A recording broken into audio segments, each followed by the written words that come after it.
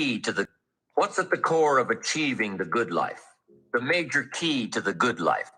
The major key is not in learning how to set goals. It is not in learning how to better manage your time. It is not in mastering the attributes of leadership. Every day in 1,000 different ways, we are trying to improve ourselves by learning how to do things. We spend a lifetime gathering knowledge in classrooms, in textbooks, in experiences. Now, if knowledge is power, if knowledge is the forerunner to success, then why do we fall short of our objectives? Why, in spite of all our knowledge and in spite of our collective experiences, do we find ourselves aimlessly wandering, settling for a life of existence rather than a life of substance? While there may be many answers to this question, the fundamental answer is the absence of discipline. Applying all that we know.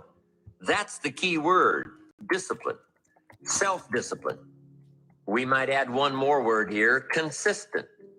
Consistent self-discipline. Better than knowledge is applied knowledge. And once we've applied our knowledge, we must study the results of that process.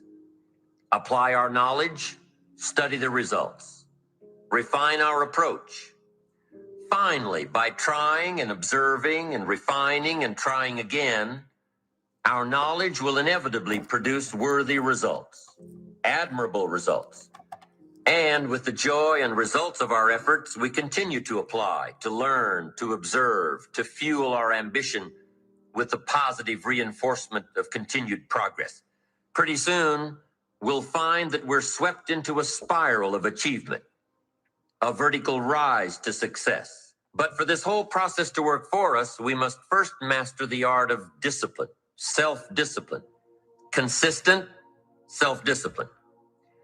It takes consistent self-discipline to master the art of setting goals, to master the art of time management, to master the art of leadership, to master the art of parenting and relationships. If we don't make consistent self-discipline part of our daily lives, the results we seek will be sporadic and elusive. It takes a consistent effort to truly manage our valuable time, or we'll be consistently frustrated. It takes discipline to conquer the nagging voices in our minds, the fear of failure, the fear of success, the fear of poverty, the fear of a broken heart. It takes discipline to keep trying when that nagging voice within us brings up the possibility of failure. It takes discipline to admit our errors and recognize our limitations. The voice of the human ego speaks to all of us. Sometimes the voice of ego says that we should magnify our value beyond our results. It leads us to exaggerate. Let's go, family. Good morning, good morning. Rise and shine, another blessed and grateful day to go ahead and dominate the rest of this week. I've got a fire topic for you guys. My topic for today is going to be the 5 pillars of life. So go ahead and get your pens, get your notebooks out, and let's go ahead and start the day off right. But before we do, you already know we got to get some gratitude in the chat. So what are you guys grateful for today, right? Grateful for another day of life, another opportunity, grateful for the family, grateful for each of you, grateful for all the abundance that is flowing to and through each and every one of us for the year. So let's go ahead and get into it, right? Here we go. The 5 pillars of life. Now, before I go ahead and go into this, I want to teach you guys what is known as a QLQ, right? This is known as a quantum linguistic question. So as you guys start to grow, you're going to realize that questions will take you anywhere that you want to go, right? Because it's going to make you dig a lot deeper than surface level. The reason why a lot of people are not seeing the success that they're looking for is because you're only scratching the surface level. But if you really want to see that quantum leap, you need to dig deep, right? You need to get emotionally driven with everything that you're about to learn, okay?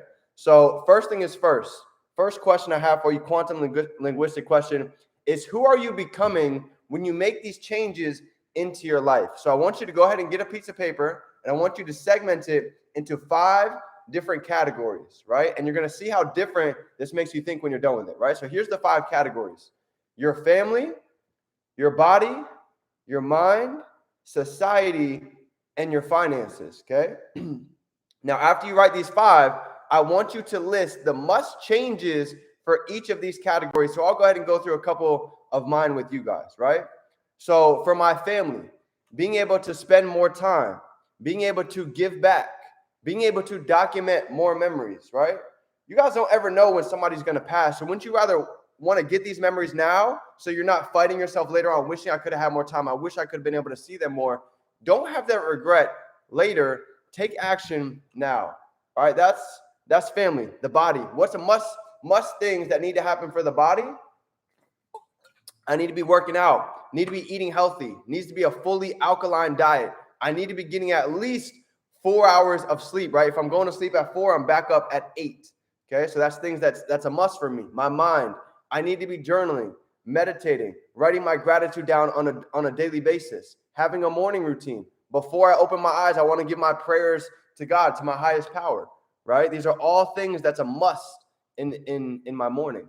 Number 4 is society. What are the must changes that you want to go out and bring out to society? Here's me.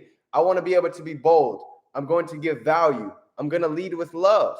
And then you've got finance, right? What are the must things that need to happen in your finances? For me, being able to invest, being able to give back, right? Investing back in myself. All of these things are huge. Now, you have the must things that need to happen for each of these 5. Now I want you to dig a little bit deeper, right? We talked about scratching the surface level. Let's take it underneath. Let's peel back between the layers a little bit. I want you to write 4 things for each segment now. Here's the 4 categories for each segment. Number 1, what do you need to start? What do you need to stop? What do you need to do more of? And what do you need to do less of for each of these categories, right? And you're going to find that there's things that you're doing in these categories that you need to stop, and there's also things that you need to go ahead and add, right? So for me, my family, I needed to stop neglecting them, right? For a lot of us, we're so busy about the grind that you don't actually take that time to spend back with your family, right? That's why we're doing this, is for our family. For the body, what are things that I need to stop? I need to stop eating junk food. I need to stop eating at a certain time. For the mind, I need to stop scrolling on social media. I need to stop checking my phone first thing in the morning. For society, I need to stop being afraid. I need to start developing time management to get a better schedule.